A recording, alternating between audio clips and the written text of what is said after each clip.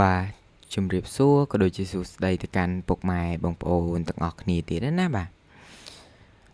ទសម្រាប់តម្រុយថ្ងៃទី30បាទខែ6ឆ្នាំ2026បាទអេដមីនមានតម្រុយមកចែកជូនពុកម៉ែបងប្អូនទាំងអស់គ្នាទៀតណាបាទមុននឹងឈានចូលទៅកាន់ការឲ្យតម្រុយបាទអេដមីនចង់នាំពុកម៉ែបងប្អូនមកមើលតម្រុយអេដមីនកាលពីម្សិលមិញណាបាទថ្ងៃនេះអេដមីនរៀងជកតិចបាទស្រាប់តម្រុយកាលពីម្សិលមិញម៉ោង4ម៉ោង6ណាបាទអេដមីនបាទឲ្យស្ដាយខ្លាំងណាពុកម៉ែបងប្អូនបាទ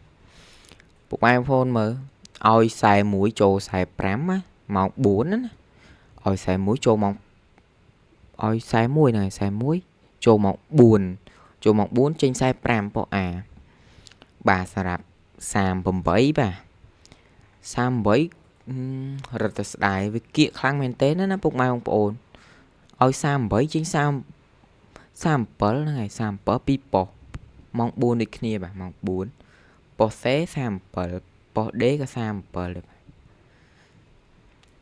ស្រាប់លេខអូសអេដមីនក៏ចូលដែរបាទចូលប៉ុសហូលណា71ម៉ោង4ដូចគ្នាចូលច្រើនណាពុកម៉ែបងប្អូនថ្ងៃនេះចូលច្រើនណាបាទចូលច្រើនបាទស្រាប់ម៉ោង6ក៏ចូលដែរពុកម៉ែបងប្អូនបាទស្រាប់អូសកៅអេដមីនណាចូល2ប៉ុសចូល1ប៉ុសតែវាចេញ2ណាពុកម៉ែបងប្អូនកៅ4ប៉ុស A កៅ3ក៏ប៉ុស A ដែរខ្ទង់កៅយើងណាចូល2គ្រាប់បាទប៉ុស A ដូចគ្នាចូល2គ្រាប់37ក៏ចេញពុកម៉ែបងប្អូន37ចេញម៉ោង6ទៀតប៉ុស B បាទអេដមីនឲ្យលេខចំតែវាខុសតិចតួចពុកម៉ែបងប្អូនអាចយកទៅនេះយកទៅចុះចាក់ចុះក្រោមណាបាទឡើងចុះបាទឡើងចុះអេដមីនឲ្យគៀកដែរតែខ្លាចពុកម៉ែបងប្អូនអត់យកទៅឡើងចុះណាយកលេខអេដមីនទៅឡើងចុះអាចចូលបាទអេដមីនឲ្យចំប៉ុស A ក៏ចេញចិត្តដែរចូលប៉ុស A ម៉ោង6ចិត្តអេដមីនចូល9ក៏ចូលបាទចូលច្រើនថ្ងៃនេះចូលច្រើនមែនតែនបាទស្រាប់បាទចូលទៅកាន់តម្រុយយើងកុំនេះពេកអេដមីនសុំលឿនតិចបាទពុកម៉ែបងប្អូនបាទថ្ងៃនេះចូលច្រើនអេដមីនក៏ចូលដែរអេដមីនចូលដែរណាពុកម៉ែបងប្អូនអេដមីនចាក់ដែរបាទចូលទៅកាន់តម្រុយថ្ងៃទី30យើងទាំងអស់គ្នាពុកម៉ែបងប្អូនបាទសម្រាប់តម្រុយថ្ងៃទី30នេះណាអេដមីនឲ្យខ្ទង់60បាទ65បាទ65បាទ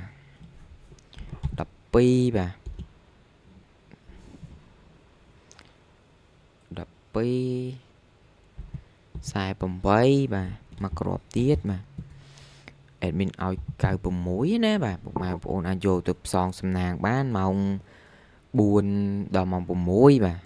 លេខអេដមីនណាបាទសម្រាប់3លេខយើងក៏មាន2គ្រាប់ដែរពុកម៉ែបងប្អូនថ្ងៃនេះបាទ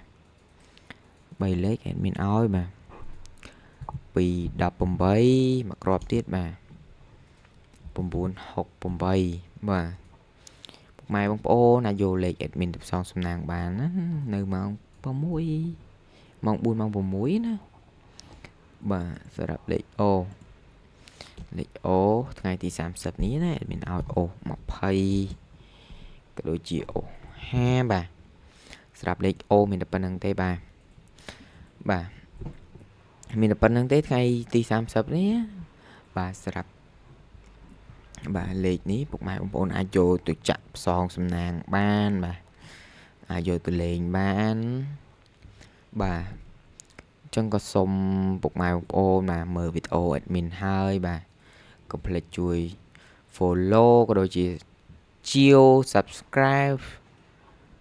ចុចមេដៃបាទដើម្បីបានទស្សនាវីដេអូអេដមីនធ្វើប្រចាំថ្ងៃណាបាទ បាទមានតែប៉ុណ្្នឹងទេបាទថ្ងៃទី30បាទជម្រាបលាបាយបាយពុកម៉ែបងប្អូនទាំងអស់គ្នាណាបាទជួបគ្នានៅថ្ងៃស្អែកបន្តទៀតបាទជូនពរពុកម៉ែបងប្អូនហេងទាំងអស់គ្នាបាទ